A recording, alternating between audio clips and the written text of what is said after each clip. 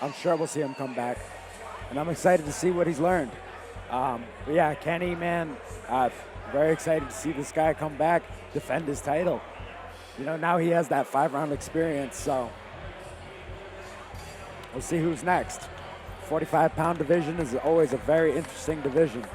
Very much so. Congratulations, Kenny Champion, one more time as we move into our second amateur title fight of the evening. This time we move it up a couple weight classes to the welterweights, where longtime champion Trevor Gudde, undefeated, 5-0.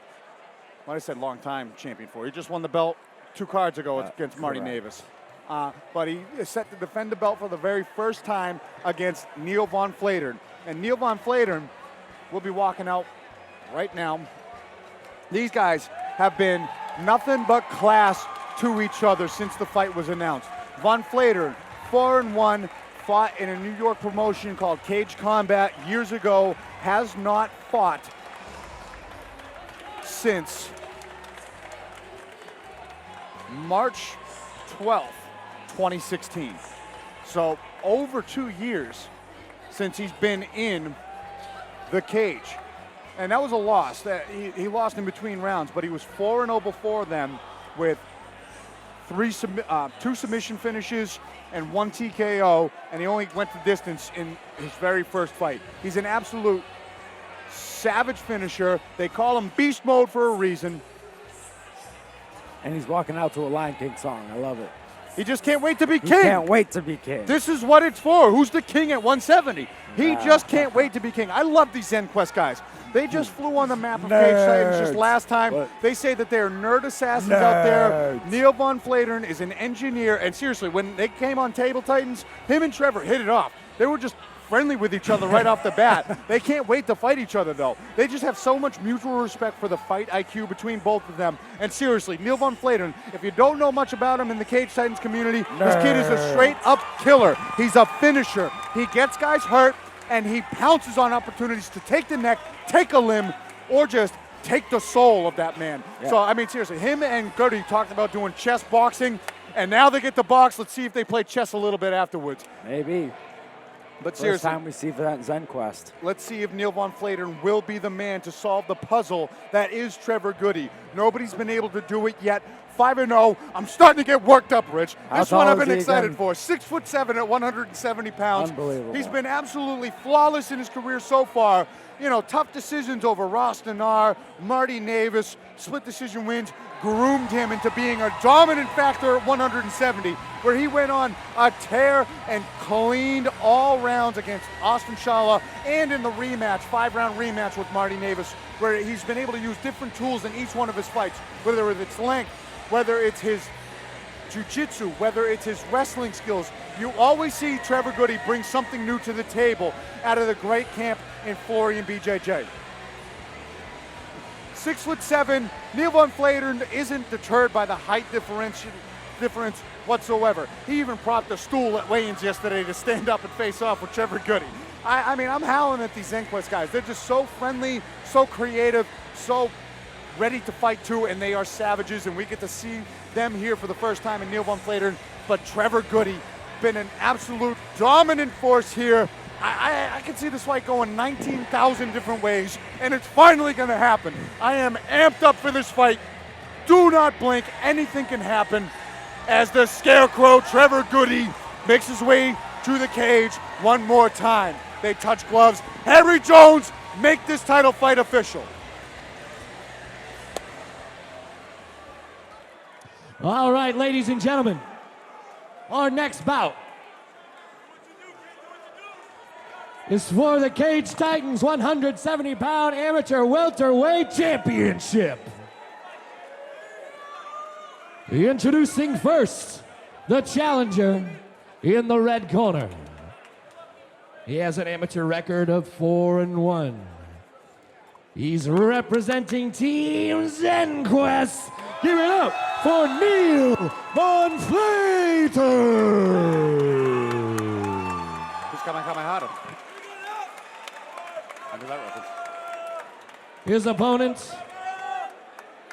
in the blue corner and the current champion,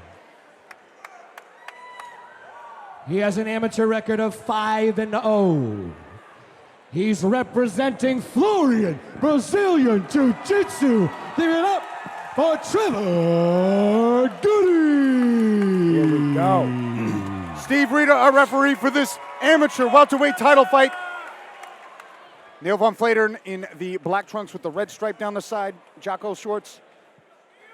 Trevor Gudde in the black long trunks with the red circle on the side. They touch gloves in the middle, and this amateur title fight's on the way. Nice leg kick early from the southpaw position.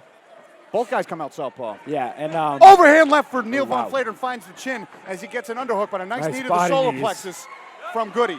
Gudde known for switching his stances a lot. High kick just missed. Uppercut, big right hand. Right hand. Stings Gudde. Gudde, granted chin though. We've seen him take shots before.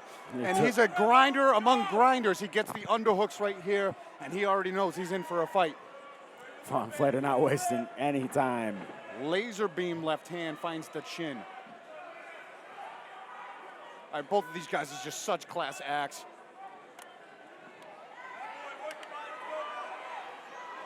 He's got his hands clasped, does Trevor Gudde, scores the 2.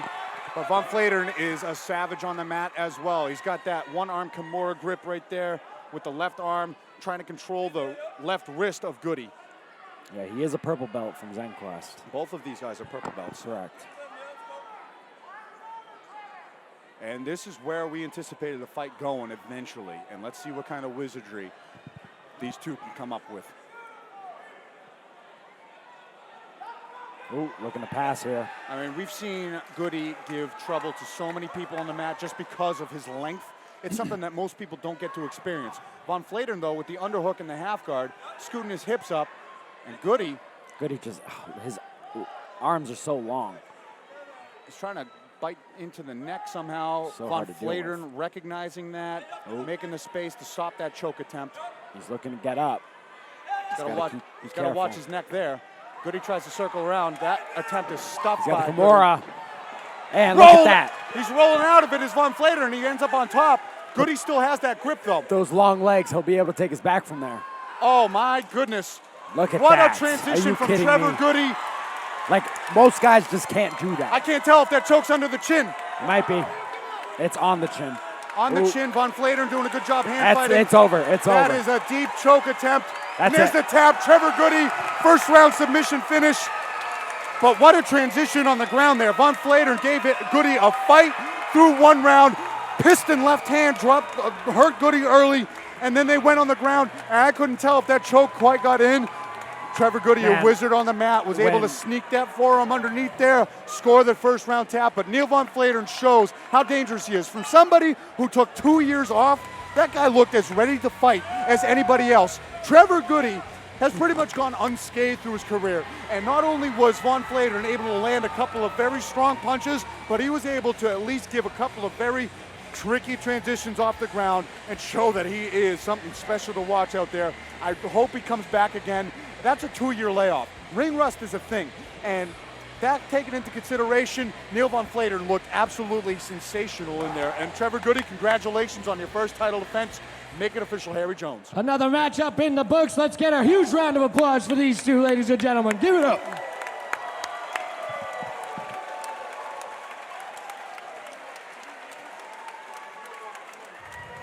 Two minutes, 15 seconds into the first round.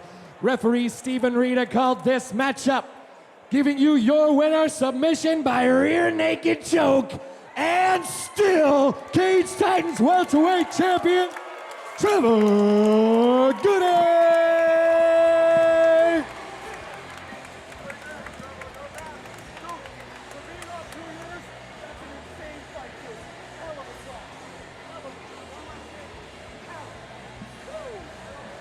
What a fight.